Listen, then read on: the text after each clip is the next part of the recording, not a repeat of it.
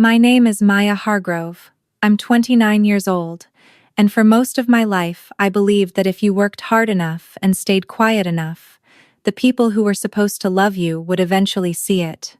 That belief died on a Tuesday afternoon in October, in the middle of my grandmother's funeral reception, while 43 people stood around holding plates of casserole and watched my uncle tell me I had no right to be there. I had driven 6 hours from Memphis to Knoxville for that reception. I'd taken 2 days off work, paid for my own gas, bought flowers from the shop on the corner because I knew my grandmother loved yellow roses, and I had walked into that house, carrying grief the same way.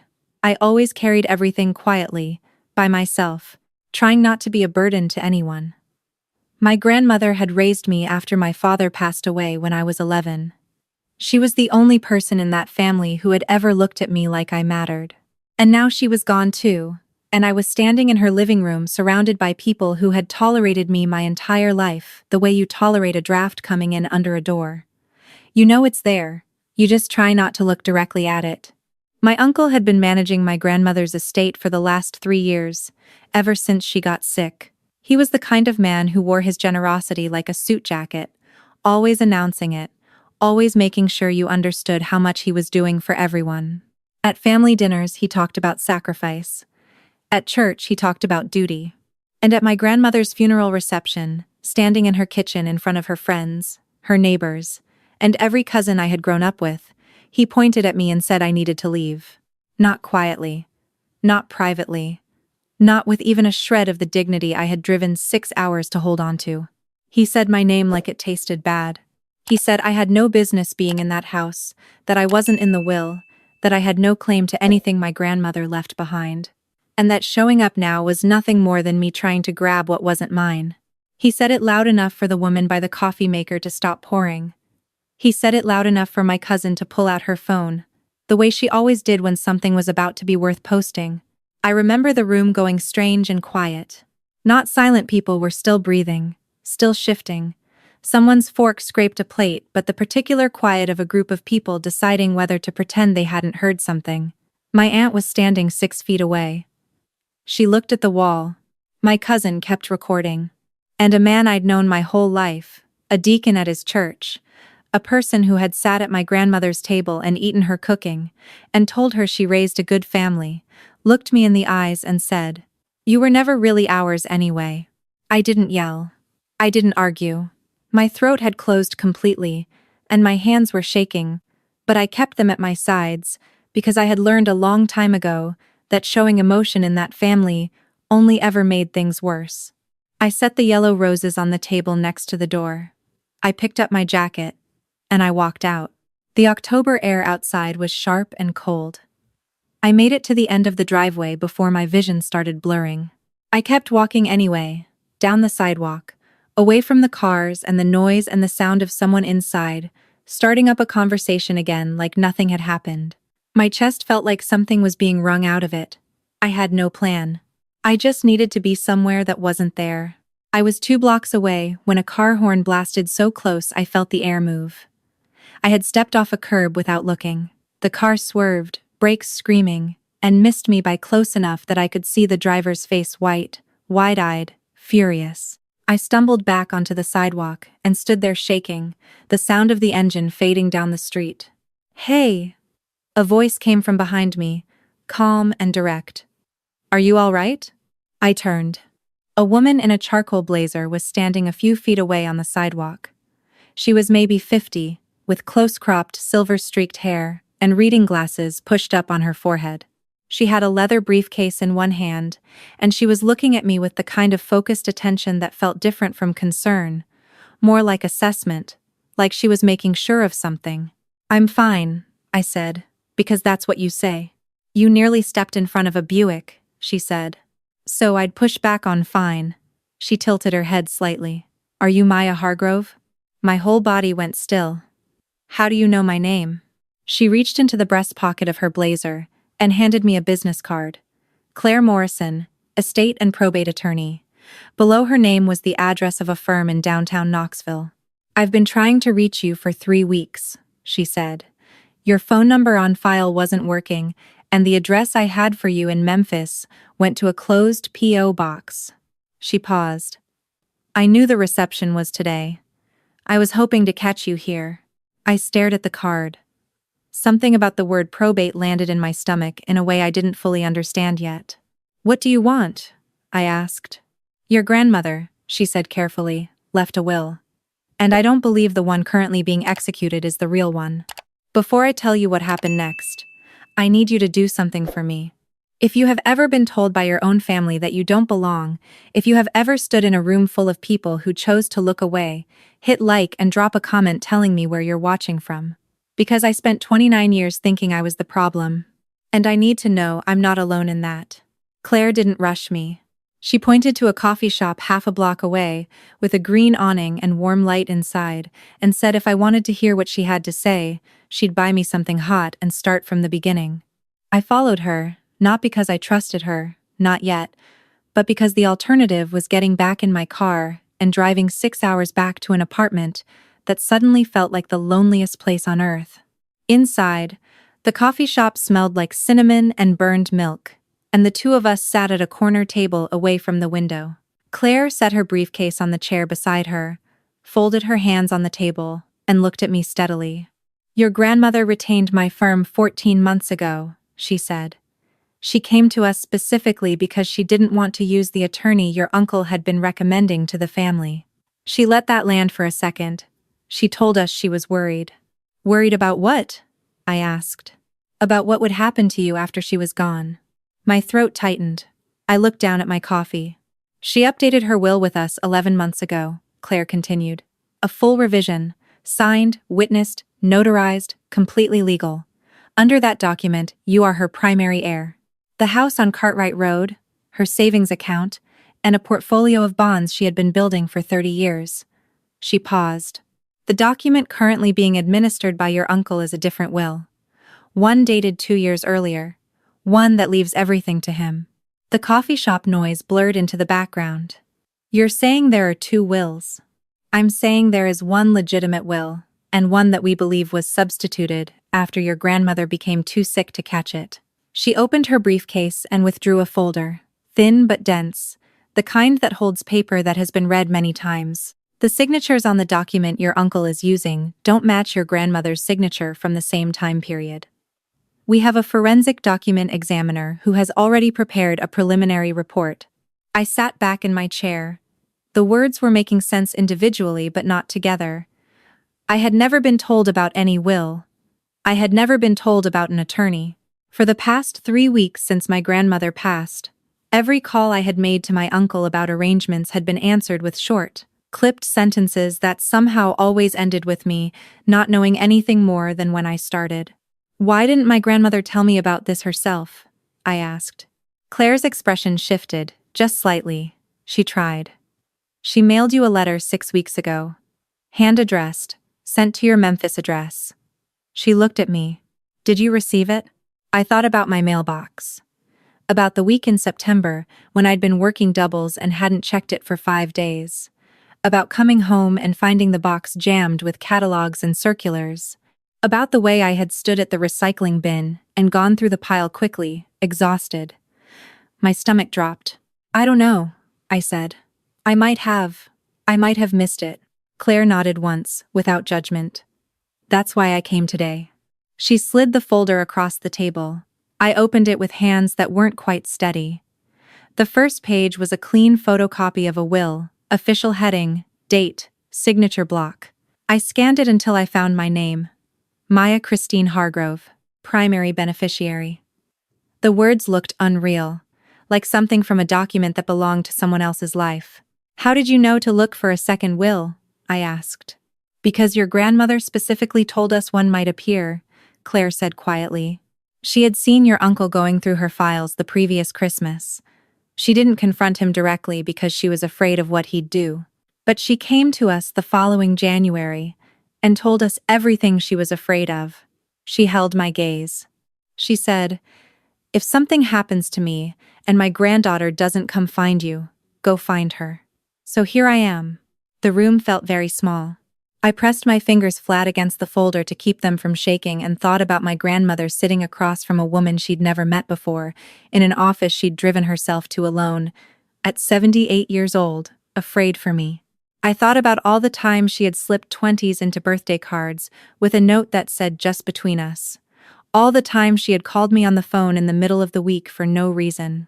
All the times she'd said, "You're going to be all right, Maya." I made sure. I hadn't understood what she meant. Until right now. "What do we do?" I asked. Claire picked up her coffee. "First," she said, "we make sure you're safe and that you have somewhere to stay tonight that isn't that house. Then we start building the case." She had already booked a room at a hotel 3 blocks away under her firm's account procedure, she explained, for clients in contested estate situations. The room was on the 4th floor with a window that looked out over the river, and the old bridge lit up orange in the early evening. I stood at that window for a long time, not thinking about the will or the funeral or my uncle's voice, just watching the water move. There was a knock at the door an hour later. Claire came in with a second attorney from her firm, a younger man named Daniel who carried a laptop and spoke in the efficient, slightly detached way of someone who had learned that emotion slows down accuracy. He sat up at the desk, and Claire sat across from me on the small couch, and they walked me through everything they had. The forged will had been filed 2 weeks after my grandmother's death. Standard processing meant no one had looked closely, yet the fraud was designed to move through the system before anyone caught it. Claire's firm had flagged it because they were watching for it. But the window was narrowing. If we didn't move quickly, the courts would begin executing the fraudulent document, and unwinding it would take years.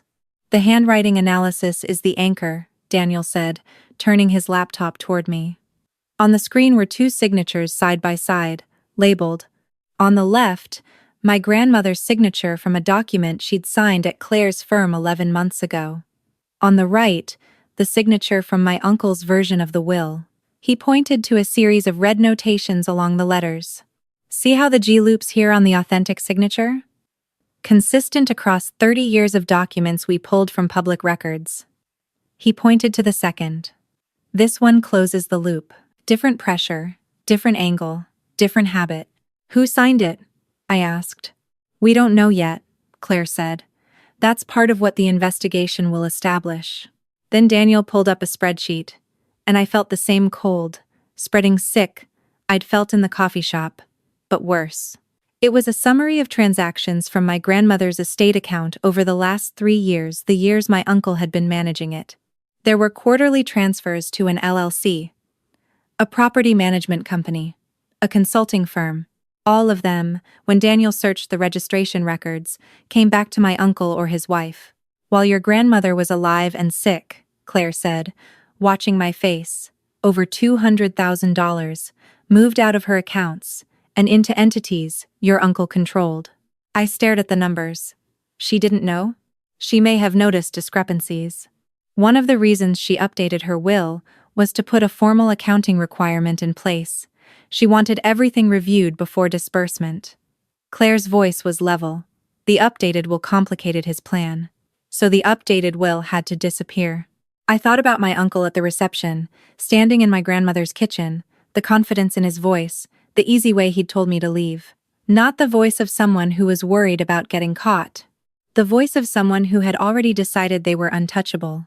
Then I thought about something else. "Wait," I said slowly. "At the reception, he said I wasn't in the will. He said it in front of everyone." I looked at Claire. "If he knows there's a second will out there."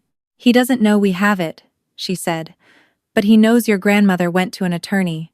He just doesn't know which one, or how much we've already documented." She held my gaze. "He said what he said today because he wanted you to walk away.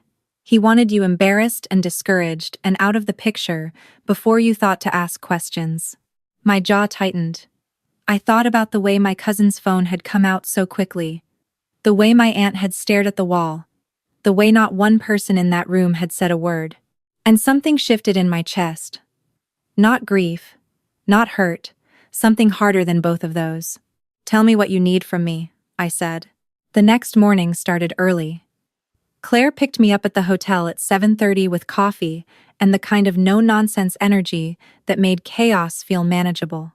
Our first stop was an official records office where Daniel filed a formal contest of the will, a legal hold that would freeze the estate's execution while the dispute was investigated. The clerk at the counter didn't look up from her screen when we walked in, but I watched her expression change when Claire set down the documentation package. She made a phone call. She made another. Then she stamped the papers and told us the hold was in effect. On the way back to the car, my phone lit up. A text from my uncle. He used my full name. The way people do when they want to remind you they have authority over it. He said he'd heard I had been talking to an attorney. He said I was making a serious mistake. He said whatever I thought I knew was wrong and I should call him before I did something I couldn't undo. The tone was the same one he'd always used with me, patient on the surface. The kind of patience that has a hard edge underneath it. The kind that means I am this close to losing patience. I handed the phone to Claire. She read the message, forwarded it to Daniel, and handed it back. "Keep them," she said. "Every single one." 3 more came before noon. The tone shifted in a way I recognized. My uncle was the same kind of person as the ones who raised him, people who moved from control to warmth and back again depending on what was working. By the second text he was saying he loved me and just wanted to protect me. By the third he was back to warning me that I didn't understand what I was getting involved in. Claire photographed each one without expression and added them to the file. That afternoon, she brought in a woman named Sandra, who had worked as a paralegal for the firm for 12 years, and who had, in that time, also provided testimony in 6 contested estate cases. Sandra sat across from me at a conference table with a legal pad and asked me to walk her through every interaction I could remember with my uncle in the past 3 years, phone calls, visits, anything he'd said about my grandmother's health or her finances. She wrote everything down in clean, unhurried handwriting. She didn't ask leading questions. She didn't fill in my pauses. She just let me talk, and as I talked, I realized how much I had been holding without naming it. The times he'd mentioned, casually, that the estate was complicated and he was handling it. The Christmas call where my grandmother had sounded confused in a way she hadn't sounded the week before. The way he always picked up the phone when I called my grandmother's house those last few months, answering before she could get to it, telling me she was resting. The birthday card last year where her handwriting looked different. I had thought it was age, her hands getting worse. I hadn't let myself think anything else. Sandra paused her pen at that last part. "Can you describe how it was different?" I tried to describe the way the letters had looked slightly uncertain, the way the K in my name had looked more like an H. Sandra made a note, and then quietly told me that our forensic examiner would want to look at that card if I had kept it. I had kept it. I keep every card from people I love. They were in a shoebox in my apartment, in Memphis. "I can get it to you by tomorrow," I said. Sandra nodded. "Good." That evening, Claire sat down with me one more time and asked a question that surprised me. "Is there anyone in your family who might be willing to tell the truth?" I thought about it for a long time. My aunt had spent 30 years agreeing with my uncle. My cousin was young and afraid, and had already posted the video of me being thrown out of the reception I had found it that morning, reposted twice, comments mostly horrified, but a few that were worse. But there was one person. My grandmother's neighbor, a retired teacher named Geraldine who had lived next door for 27 years, and who had, I knew, driven my grandmother to appointments the last year she was well enough to insist on going herself. "She might talk to us," I said. "She wasn't at the reception. I don't think my uncle ever thought to worry about her." Claire picked up her pen. Geraldine agreed to meet us the next morning. She opened her front door in a housecoat and slippers, looked at Claire's business card, looked at me, and said, "I was wondering when someone was going to come." She sat us down in her living room and talked for 2 hours.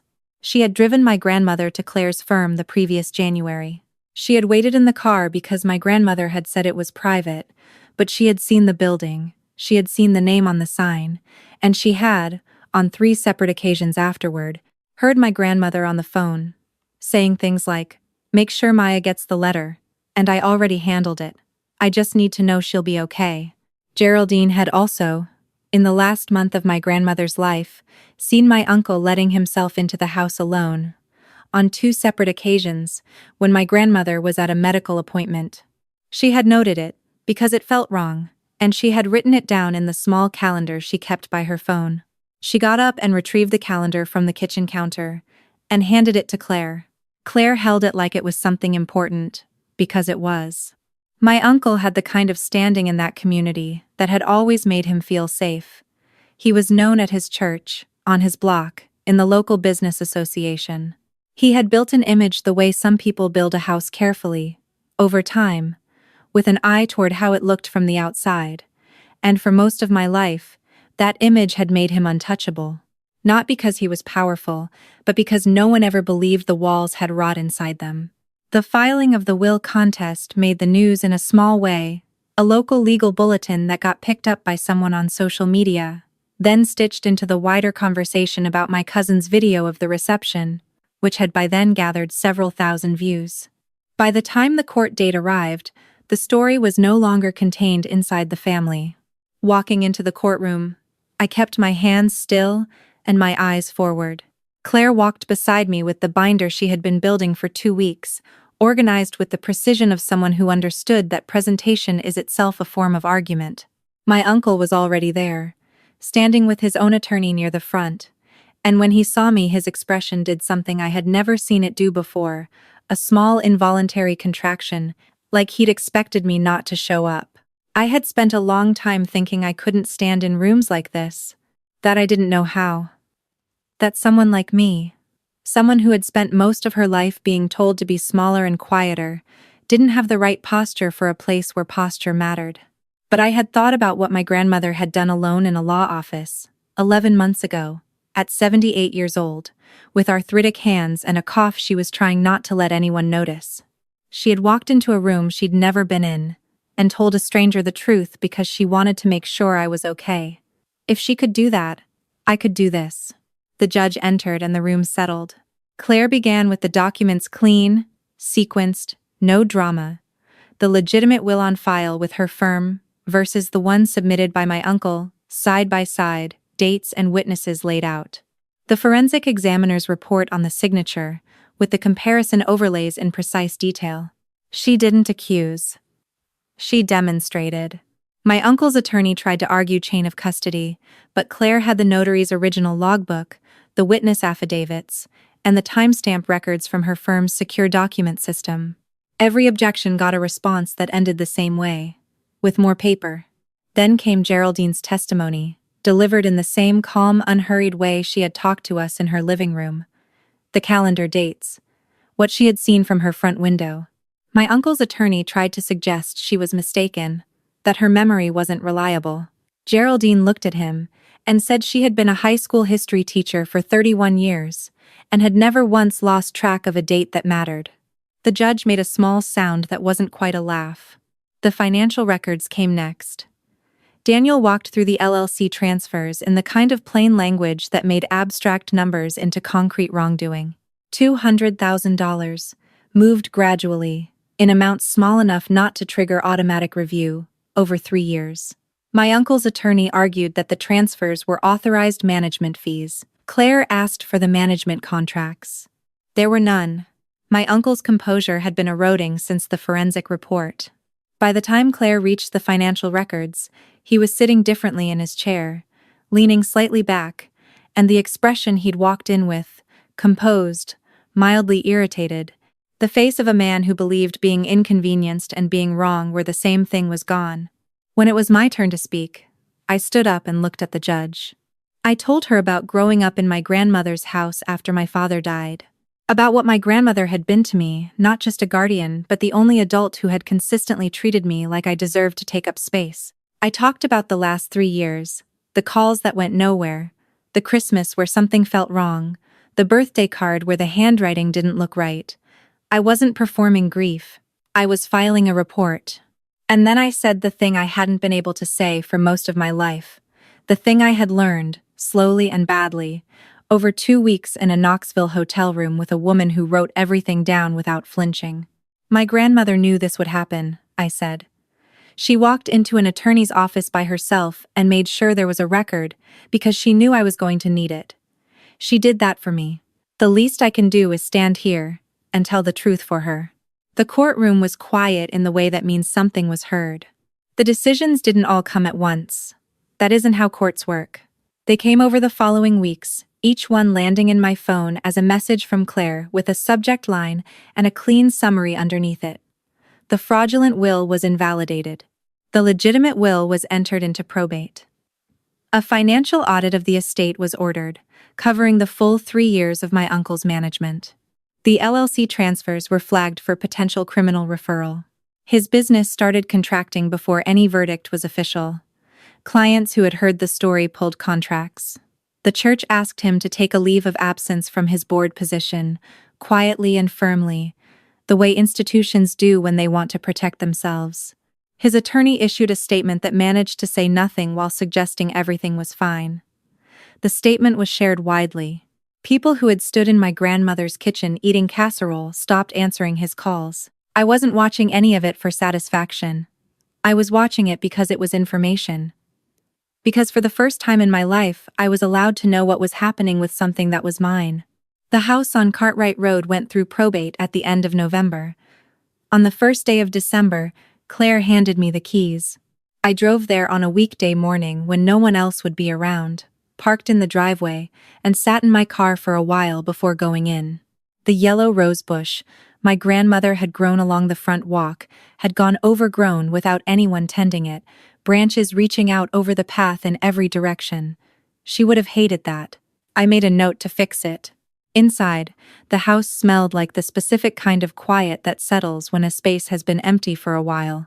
Not sad, exactly. Just waiting.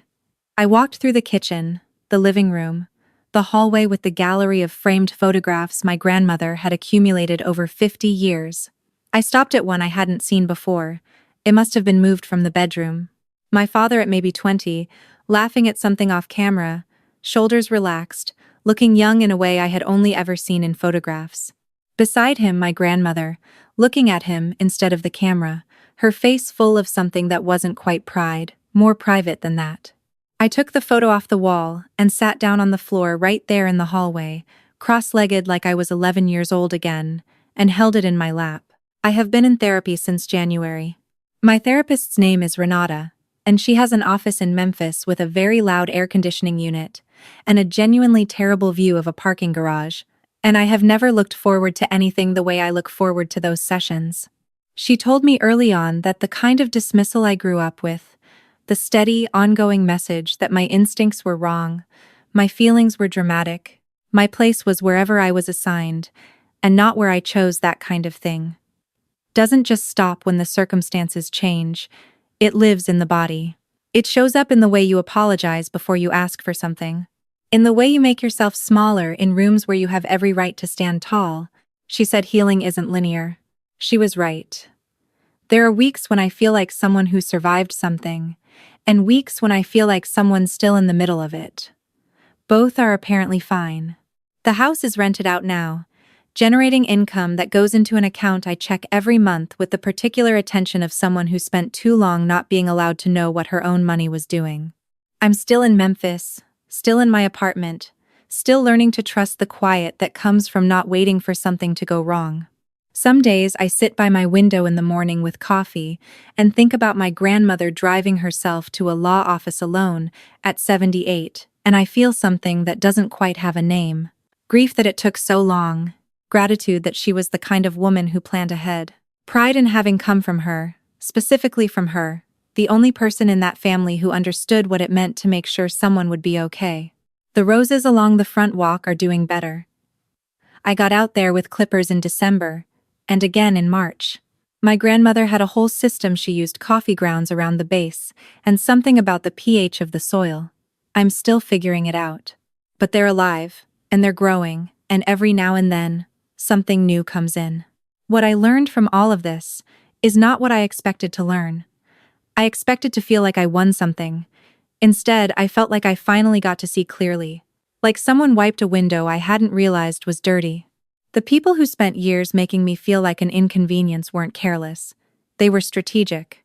And once I could see the strategy, I could also see that none of it had ever been about me. It was about what I could be convinced to give up. I didn't give it up. My grandmother made sure of that. If you have ever been pushed out of a room you had every right to be in, if someone has ever used your own uncertainty against you, if you have ever stayed quiet because you learned that speaking costs too much, I want you to hear this clearly. What happened to you was not evidence of your worth. It was evidence of someone else's plan. And plans can be contested.